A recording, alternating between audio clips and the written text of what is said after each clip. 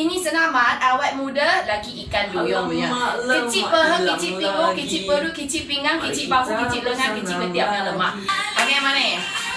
Coba kamu nak. Jangan tahan nafas. Depan, belakang. Banyak bagus.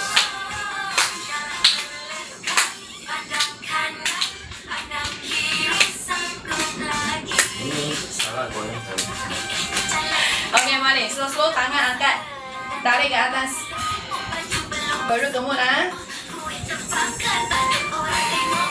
Sampai senaman kena macam mana ni, nak tahan nafas ke? Tak boleh tahan nafas. Perut je tahan. Perut je you squeeze in. Okey ah? Perut je you tahan. Jangan tahan nafas ah. Okey, tangan. Kamu boleh tepuk kalau buat macam ni. Gerak sikit-sikit. Bagus sudah. Lutut berbunyi bagus. Buat juga. Nanti you tengok you punya lutut kurang berbunyi punya masa badan korang dah start ringan, dah sakit dah. Bertahan sudah kasih kita